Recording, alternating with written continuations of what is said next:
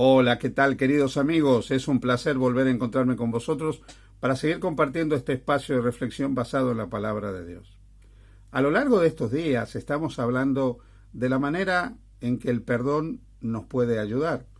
Ya sabéis que en algún momento hablamos de las enfermedades psicosomáticas, esas enfermedades que empiezan en nuestra mente pero somatizan a nivel orgánico.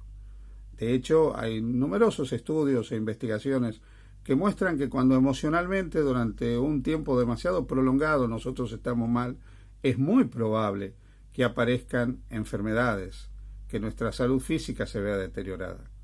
La misma Biblia presenta el caso del rey David, que en un momento experimentó una gran presión emocional, fruto de la culpa en su caso, y mientras él no se liberó de esa angustia, no pudo sentirse bien. Es más, él sentía que su cuerpo físicamente se iba deteriorando, al punto que él dice que sus huesos se envejecían y su lozanía, su verdor, se fue secando. Eso muestra la influencia que hay entre nuestra mente y nuestro cuerpo, y cómo cuando las emociones no están bien gestionadas podemos enfermarnos físicamente. Bueno, estamos hablando del perdón.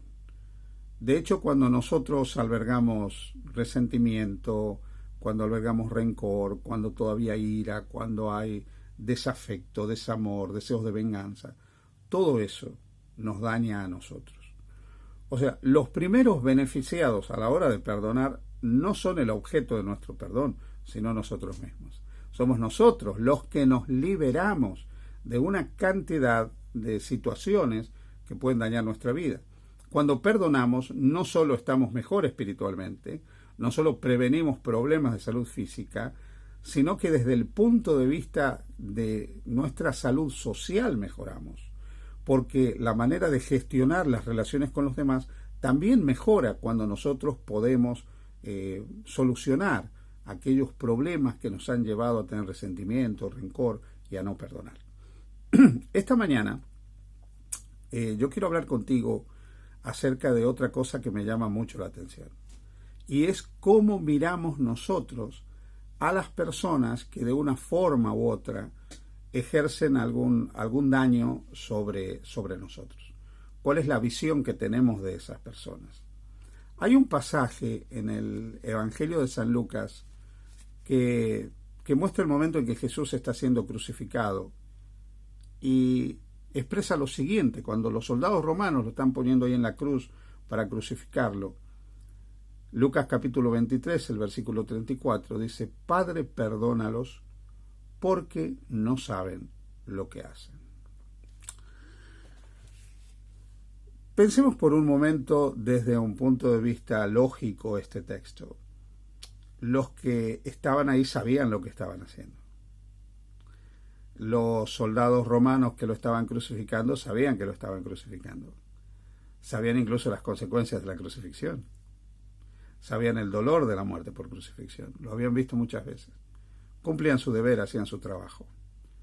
Las autoridades romanas, Poncio Pilato, ellos sabían perfectamente que habían entregado a la cruz a un hombre que era inocente. De hecho, Poncio Pilato se lavó las manos y dijo: yo soy libre de la sangre de este justo. Él era consciente que todas las acusaciones que habían vertido contra Jesús eran finalmente acusaciones falsas. Él lo tenía perfectamente claro. Por lo tanto, Pilato, cuando soltó a Barrabás, era consciente, sabía lo que estaba haciendo, sabía que estaba entregando a un inocente a la muerte.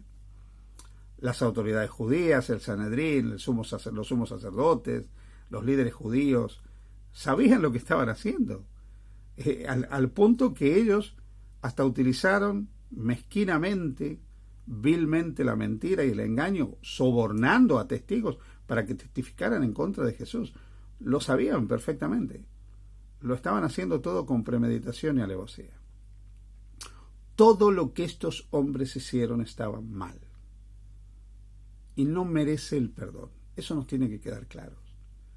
No merecen ser perdonados los soldados romanos, no merecían ser perdonados Herodes y los dirigentes políticos de Israel, no merecía ser perdonado el Sanedrín y el sumo sacerdote, y no merecía ser perdonado ese pueblo que estaba ahí, que sabía que estaba pidiendo la muerte de un hombre que no había hecho mal a nadie. Muchos de los que estaban ahí incluso habían visto y habían escuchado las predicaciones de Jesús. Muchos sabían que Jesús había ayudado a los necesitados, había alimentado a hambrientos, había devuelto la vista a los ciegos, hecho andar a los paralíticos, devuelto el oído a los sordos, la vista. Sabían todo lo que Jesús había hecho, resucitado muertos. Ellos también eran conscientes, sabían lo que hacían, no merecían el perdón. Ninguno de los que estaba ahí merecía el perdón, porque todos sabían lo que estaban haciendo. De una forma u otra, todos sabían lo que estaban haciendo. Pero hay algo en las palabras de Jesús que es lo que quiero rescatar para ti. Jesús renunció a sentirse víctima. Jesús renunció al victimismo.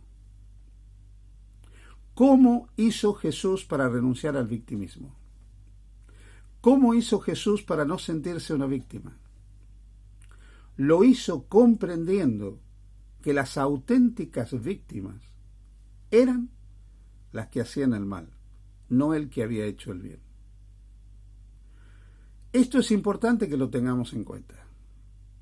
Cuando nosotros somos dañados por alguien, agredidos por alguien, esa persona que nos ha hecho daño lo puede haber hecho de dos maneras.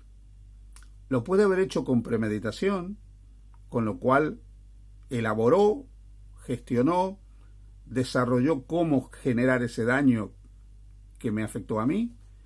En ese caso estamos hablando de una persona perversa. O puede ser que lo hizo impulsivamente sin reflexionar. En ambos casos, tanto aquel que ha sido perverso porque ha maquinado el daño y finalmente me lo ha hecho, como aquel que lo ha hecho impulsivamente y reflexivamente, ambos son víctimas. Son víctimas de su propia naturaleza pecaminosa. ¿Te acuerdas el tema que vimos? La naturaleza pecaminosa, esa naturaleza que nos condiciona también a nosotros. Ellos son víctimas.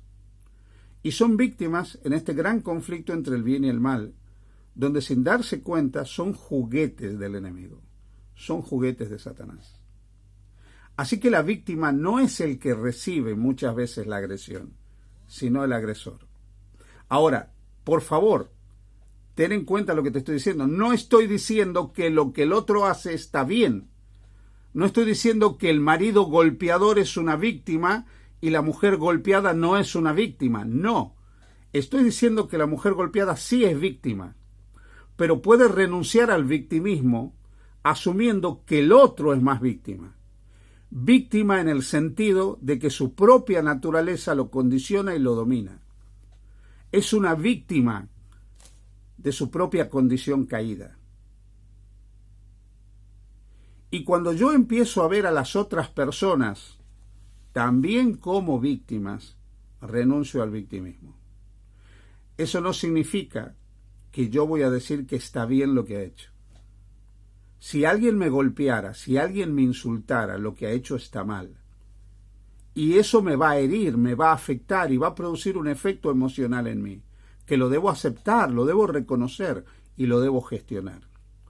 Y una de las maneras de gestionar eso para poder perdonar es dejar de vernos solamente nosotros como víctimas y ver que en este escenario en el que nosotros nos movemos, en este triste escenario del bien y del mal, todos somos víctimas.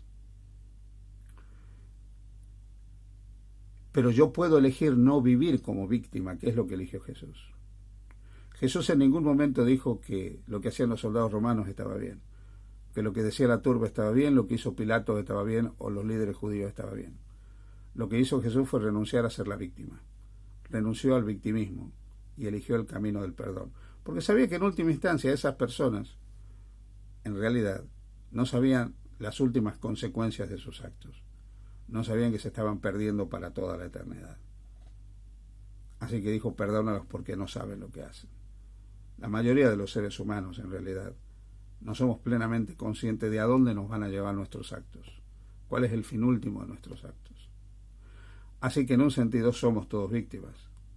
El malvado y el bueno. El que hace la agresión y el que recibe la agresión. Pero la víctima afectada puede renunciar al victimismo, comprendiendo que finalmente hay otros que están peor que nosotros. Y el que está peor que nosotros es el que hace daño, es el que hace mal. El que está peor que yo es el que golpea. El que está peor que yo es el que se insulta. El que está peor que yo es el que no respeta. Ese está peor que yo. Ese está verdaderamente enfermo. Ese es verdaderamente una víctima de su propia naturaleza caída, no transformada, no restaurada, no controlada por el Espíritu Santo. Yo puedo elegir perdonar a aquellos que me han hecho daño, que me han victimizado, eligiendo no ser víctima. Puedo renunciar al victimismo, viendo que finalmente también los otros son víctimas de este gran conflicto entre el bien y el mal, lo cual no significa reconocer que lo que han hecho está bien.